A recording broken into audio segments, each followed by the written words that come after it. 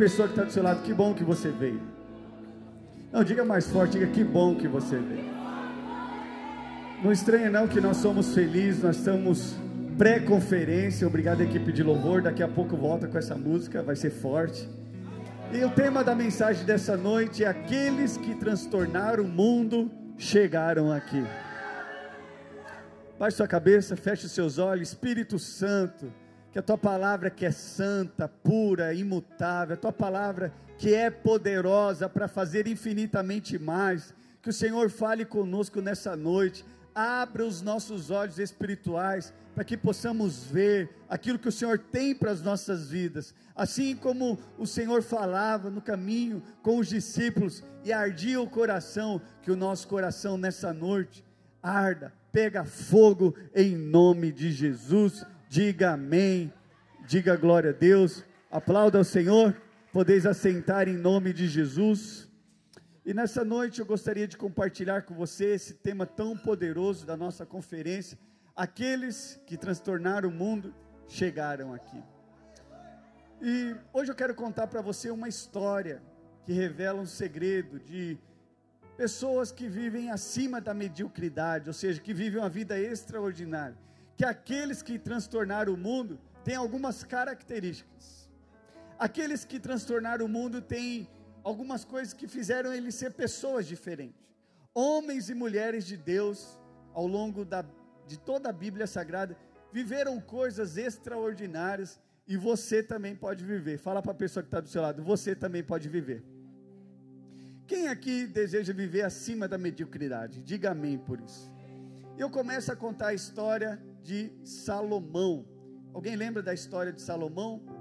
Salomão foi quem? Foi um homem de Deus mais sábio que já houve. A Bíblia diz que não haverá outro. Eu quero contar a história de Salomão lá em 1 Reis, capítulo 11, versículo 42 e 43. Abre a sua Bíblia aí, versículo 1 Reis 11, 42 e 43. Quem achou, diga amém. Quem não achou, diga misericórdia. E quem não trouxe Bíblia, diz: Deus tem dó de mim. 1 Reis capítulo 11, versículo 42 e 43 diz assim: foi de 40 anos o tempo que reinou Salomão. Quantos anos Salomão reinou?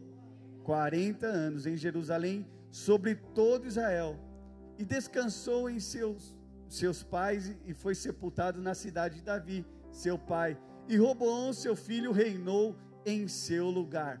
Então Salomão reinou 40 anos sobre todo Israel, chamado Reino Unido. Olha aqui para mim, eu vou contar um pouco de história, você vai ter que prestar atenção em mim.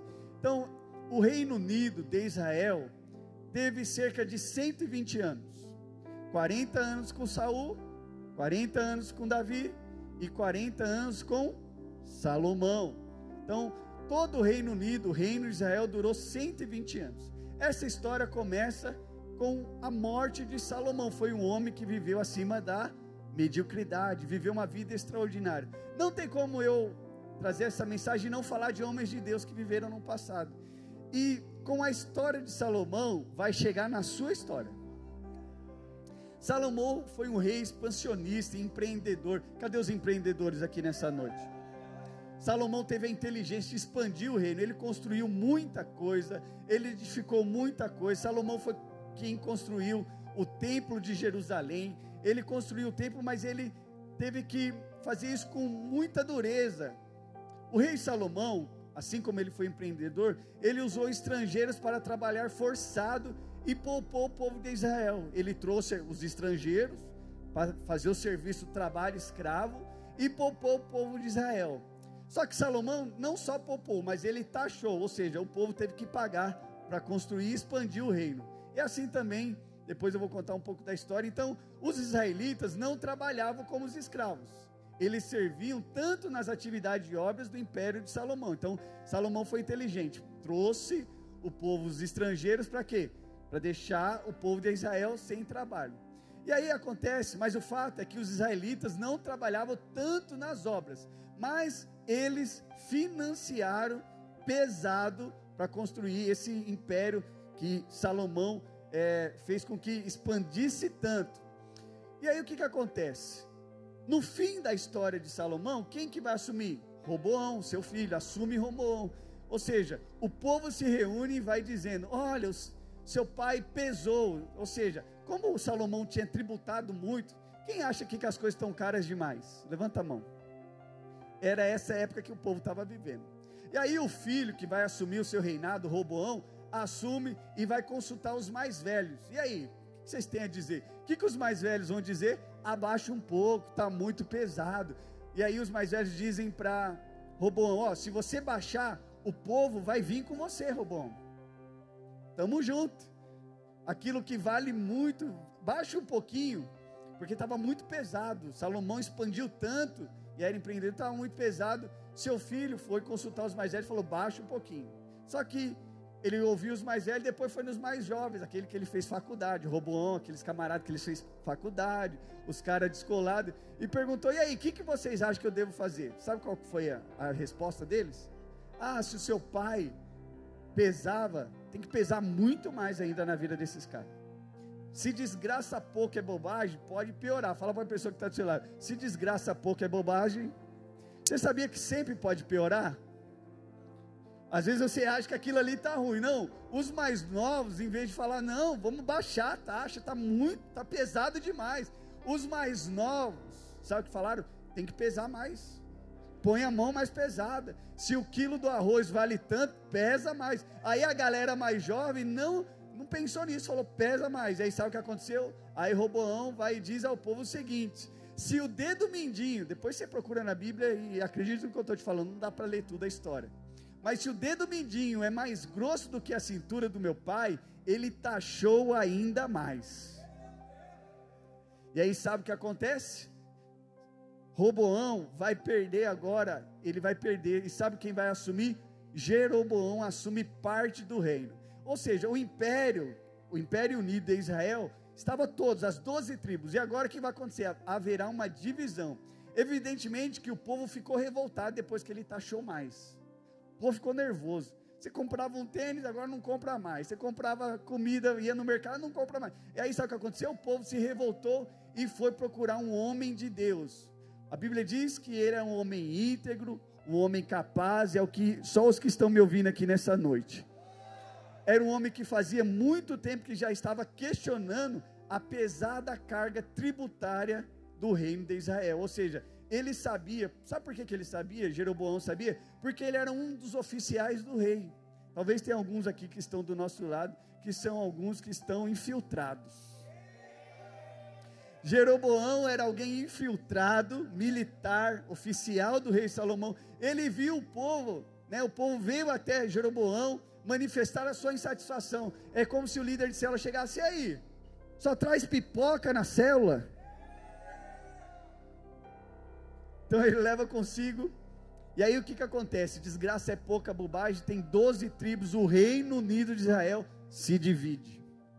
10 tribos para um lado e 2 tribos para o outro, assim o reinado se divide. Jeroboão reina sobre 10 tribos, e Roboão fica apenas com 2.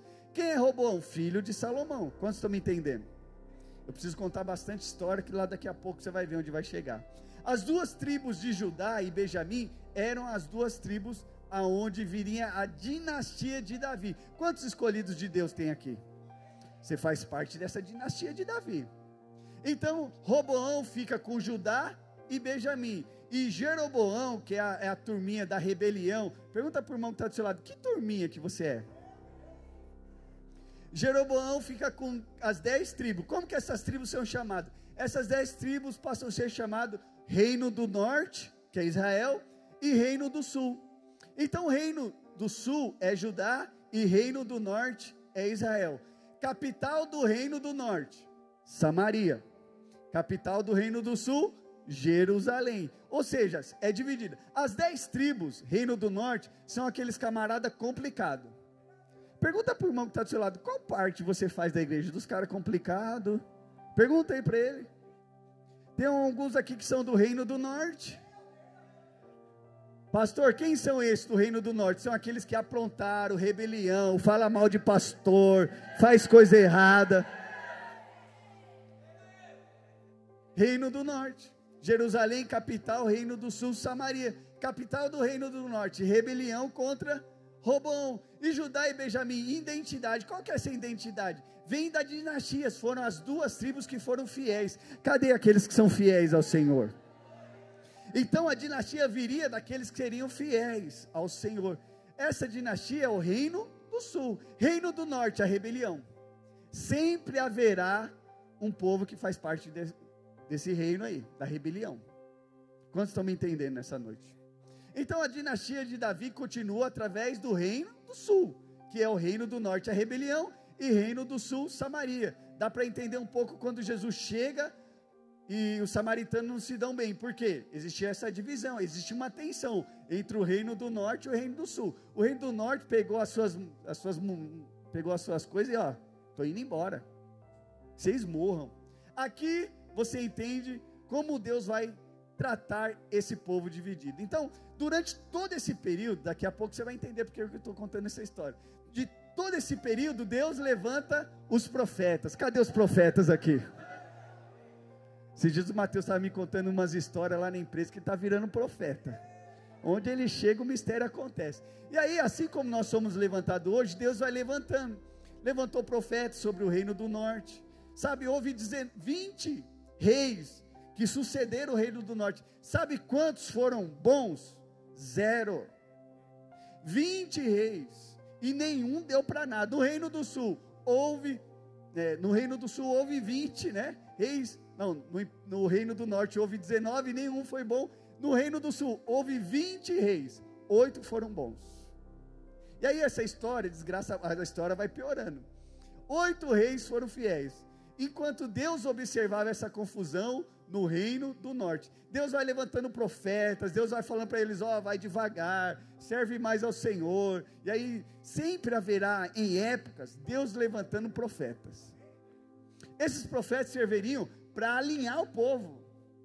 Não tem como eu falar das pessoas que transtornaram o mundo, sem falar dos profetas. E Deus vai levantando, vão denunciando os pecados, vão denunciando a injustiça. De vez em quando levanta um profeta, não sei você, quando está rolando ali a barra do TikTok ou do Instagram, de vez em quando vem um profeta ali.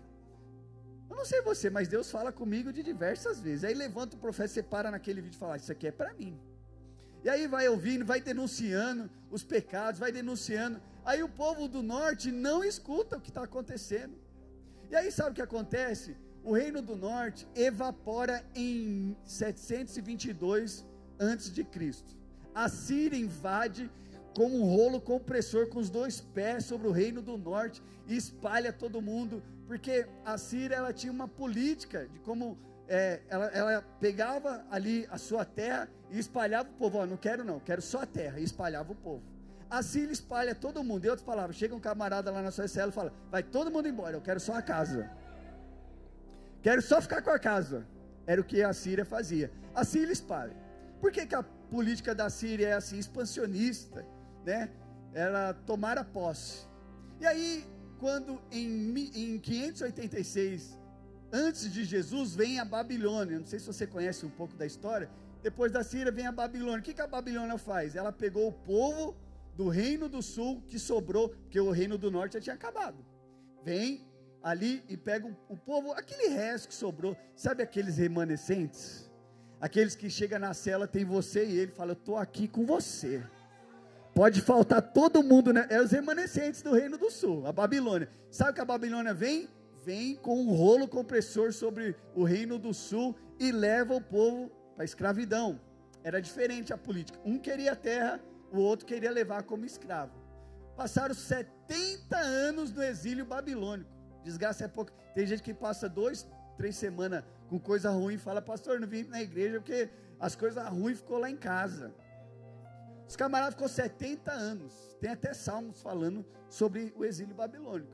E aí o que acontece? O reino se levanta, outro reino se levanta, a Síria vem, a Babilônia vem, e depois vem a Pérsia.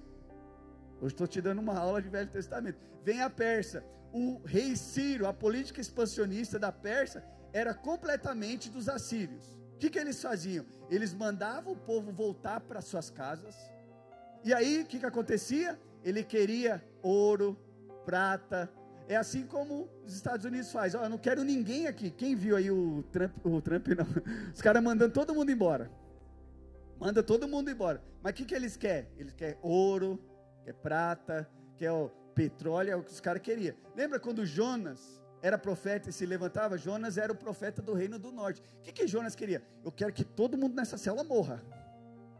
Era o que Jonas queria.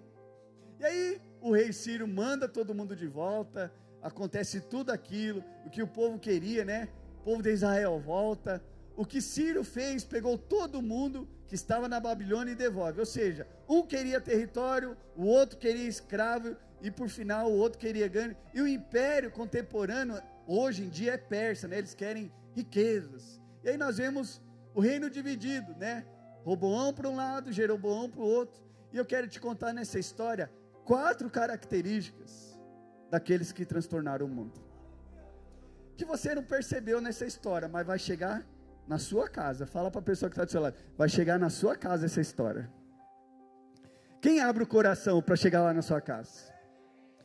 Então, 4 características. Primeira característica que aqueles que transtornam o mundo sabem que Deus está no controle de tudo. Fala para a pessoa que está do seu lado, aqueles que transtornam o mundo, eles sabem que Deus está no controle de tudo. Eu não sei você, mas eu tenho uma suspeita e uma certa convicção de que quando acontece a história está acontecendo, as histórias dos seres humanos estão escrevendo, é que Deus também está escrevendo uma história. Quem crê que Deus está escrevendo história?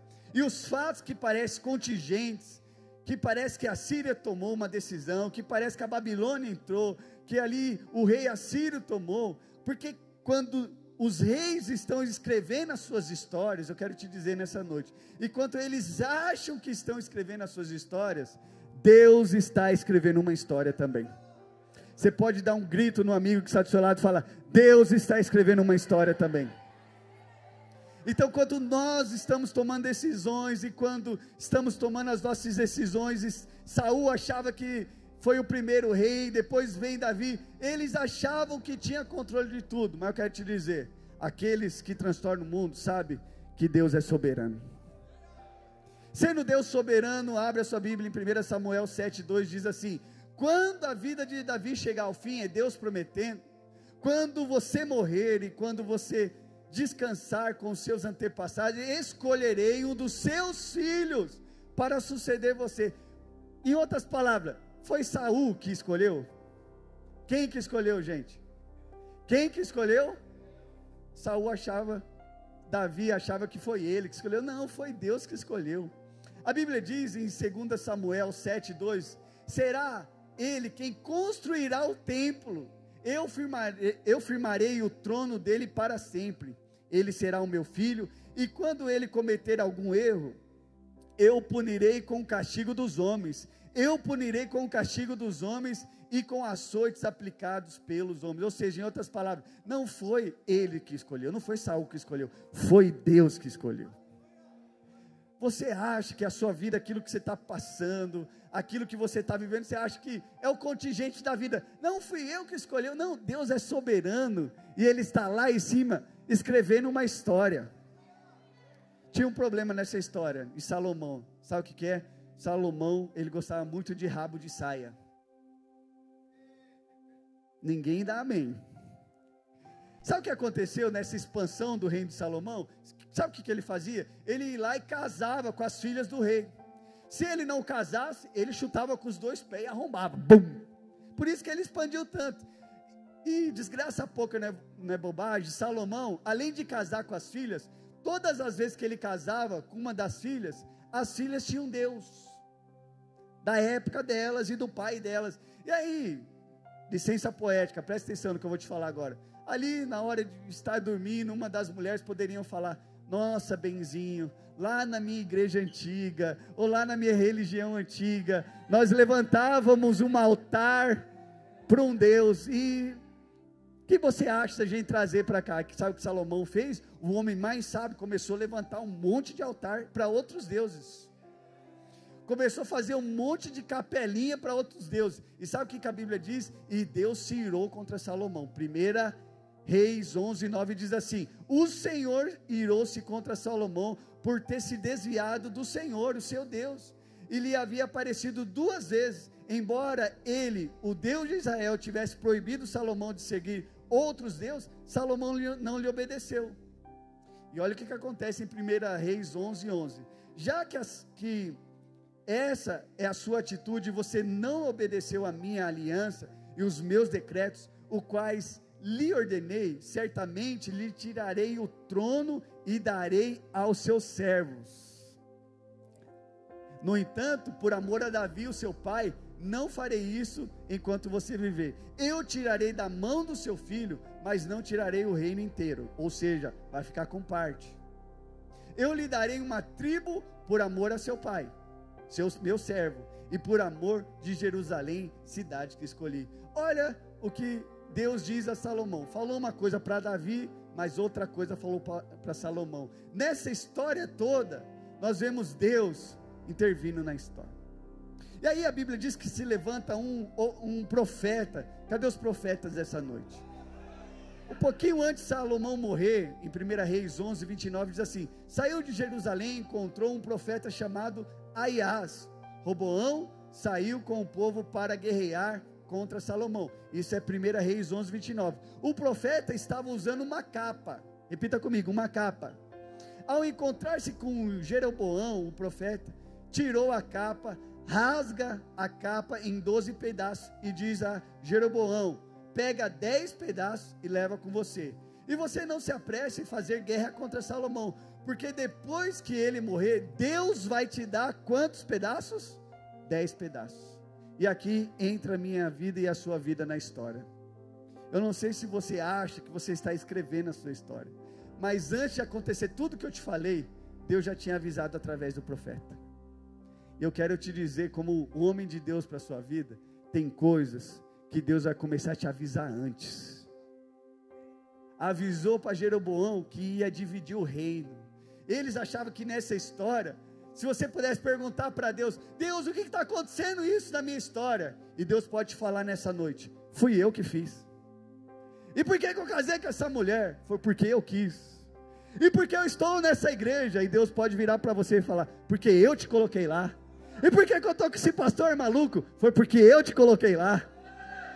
E por que eu moro nessa casa? Por que eu estou em Mauá? E Deus pode falar para você: foi porque eu quero que você esteja lá. Segundo ponto, se o primeiro ponto é que eu sei que Deus está no controle de tudo, aqueles que transtornam o mundo, a segunda característica daquele que se transtorna o mundo é que ele vive uma vida que Deus quer que ele viva. Fala para a pessoa que está do seu lado: Deus tem uma vida para você, meu irmão. Olha o que Gálatas 2:20 diz: já estou crucificado com Cristo, e vivo não mais eu, mas Cristo vive em mim. Repita comigo: Cristo vive em mim. A vida que agora vivo na carne, vivo pela fé no Filho de Deus, o qual me amou e se entregou a si mesmo por mim. Em outras palavras, agora já não vivo mais o que eu quero. E aí Deus pode responder. O segundo ponto é que eu tirei o reino das mãos do seu filho e vou dar 10 tribos. Fui eu que fiz, foi Deus que fez.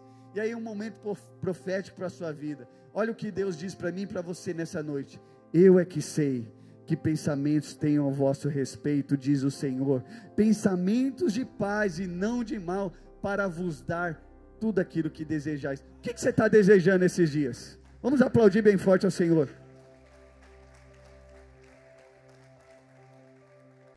O que você tem desejado? A Bíblia diz que Ele vai te dar o fim que desejais. O que você tem desejado? Esse segundo ponto é tão forte que não foram as 10 tribos que se rebelaram. Eles acharam que se rebelaram. Não foi Jeroboão que se rebelou, foi Deus que tirou as 10 tribos e separou. A Bíblia deixou claro: enquanto nós escrevemos a nossa história, alô, olha aqui para mim, Deus está escrevendo a história dele. Paralelamente, eu acho que eu estou decidindo, eu acho, mas tem uma outra vida aqui do lado que Deus está escrevendo. Fala para a pessoa que está do seu lado: se você se converteu, se você está aqui, não tem escapatória, filho. Tem gente que corre de Deus. Já viu gente correndo de Deus? Ele foi para o encontro, Jesus marcou a vida dele, ele está correndo, ele fala: não, eu quero o mundo. Mas biblicamente já não sou eu quem vivo, é Cristo que vive em mim. É Cristo que vive em mim. Fala para a pessoa que está do seu lado, é Cristo que vive em mim. Eu tenho certeza de que tem coisas na minha vida que só aconteceram porque foi Deus que fez. Foi Deus que colocou no meu caminho. Eu tenho certeza que algumas coisas que aconteceram na minha vida, só pode ter sido Deus. Aqueles que transtornam o mundo, ele tem certeza que ele não vive uma vida à toa. Ele vive uma vida para agradar a Deus. Eu tenho certeza que algumas coisas que aconteceram na minha vida, foi o próprio Deus que fez. As conexões. Deixa eu te dizer uma coisa. Nós vivemos o Salmo 23 todos os dias. Você lembra do Salmo 23? Certamente que... Alô, igreja, certamente que... Aí tem dia que você acorda e Deus olha para mim e para você e fala, misericórdia. Manda misericórdia lá, porque... Manda misericórdia lá. Tem dia que Deus fala, não, bondade, vem aqui que está precisando, manda a bondade lá. Nós vivemos o Salmo 23 todos os dias. Eu imagino o seguinte, que lá para quarta-feira, quinta-feira você acorda e Deus fala, tem que mandar a bondade, tem que mandar a misericórdia lá, porque é isso que nós, aqueles que viveram para transtornar o mundo, ele tem consciência que ele não vive mais a vida que ele quer, e aí ele não vive do jeito que ele quer, que nem nós, passamos o dia aqui, eu não passei o dia, mas teve gente que passou o dia no encontro de criança, tem uma que deve estar morta lá atrás, passou o dia no encontro, e aí a gente vem todo sábado aqui. Eu quero liberar para a sua vida, talvez você tenha vindo todos os sábados, você tenha ido todas as células, vai chegar um dia que haverá uma recompensa para você, haverá uma recompensa para você, porque você abriu mão da sua vida, você fala, não vivo não mais eu, mas tem gente que vive a vida que ele quer, ele fala, Deus, o Senhor tem um bom, perfeito, agradável, mas ele fala, Deus, eu quero viver essa vida, aí ele vive a vida dele, aí Deus está do lado falando, quando você vai deixar eu entrar? Porque alguns, no final da vida, eles culpam a Deus, eles não estão com raiva da igreja, eles estão com raiva de Deus, Deus, por que eu estou vivendo essa vida desgraçada, Deus, por que eu não casei, aí eu te pergunto, qual foi a parte que você entregou a sua vida na mão de Deus, e aí Deus pode falar, aí você pode falar, pastor, mas e as coisas ruins, foi Deus que mandou separar dessa mulher, aí Deus pode falar para mim, para você, não, aí é contigo filho, aí você que decidiu, ai Deus, por que eu tomei esse tiro, uma bala perdida, quem mandou você ir para uma festa, para um baile funk, verdade ou não é? Estava no lugar errado, na hora errada. Terceira característica, a terceira característica daqueles que transtornam o mundo, é que eu tenho um discernimento no que Deus está escrevendo, porque dessa história que eu te contei, se eu não contasse, se eu não lesse abaixo o que o profeta tinha falado antes, ou tinha contado, nós devemos ler a Bíblia, não só ler por ler, mas você deve orar, Senhor, o que o Senhor está fazendo? Eu não sei você, mas nessa noite eu quero te dizer, Deus está fazendo algo extraordinário. Podem dizer ao contrário, os jovens não têm fome por Deus, a igreja não sei lá o que, aqueles que são do reino do norte, não sei lá o que, a minha vida, tem aqueles que não são, mas eu quero te dizer, nós seremos a geração mais apaixonada, nós seremos a geração mais entregue, nós seremos a geração que vai orar, as pessoas serão curadas, nós vamos impor as mãos, os enfermos serão curados, nós seremos essa geração. Eu tenho discernimento, porque Deus está escrevendo, e Ele abre os meus olhos espirituais. Salmo capítulo 139, verso 16, os teus olhos me viram em embrião, e todos os dias foram escritos e determinados no teu livro, antes de qualquer um deles existir. Em outras palavras, Deus está escrevendo uma história. Pastor, mas eu estou vivendo uma vida desgraçada, é porque você está vivendo. Porque num dia que você decidir falar, eu abro mão, só que para abrir mão tem que haver uma entrega, e Deus é o seguinte, olha aqui para mim, Deus não aceita metade de você.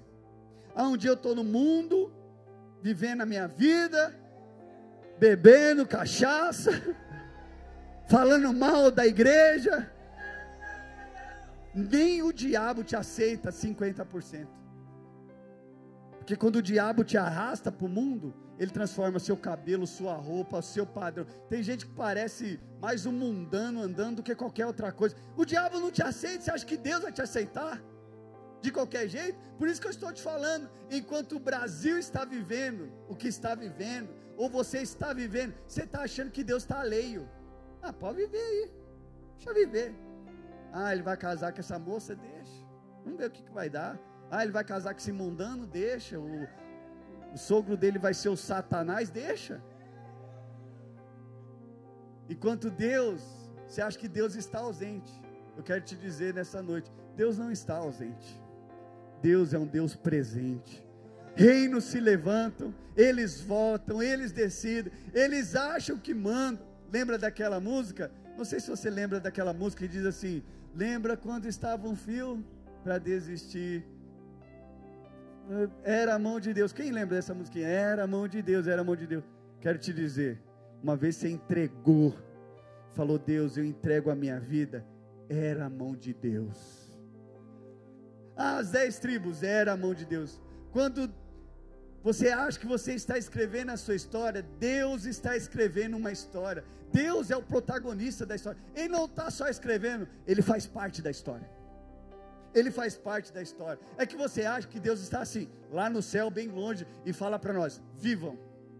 Não é assim.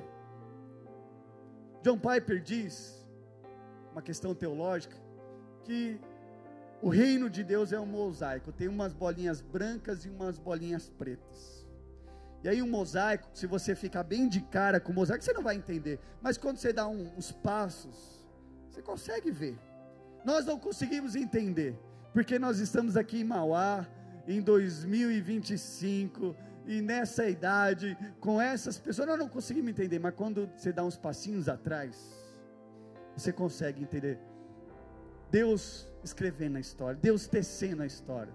Um dia eu fui num culto, e um culto de parede preta, e aí tinha um camarada, um artista, pincelando, enquanto o louvor estava rolando. O louvor já pode subir, que eu já quero orar em línguas daqui a pouco. Já pode subir, povo.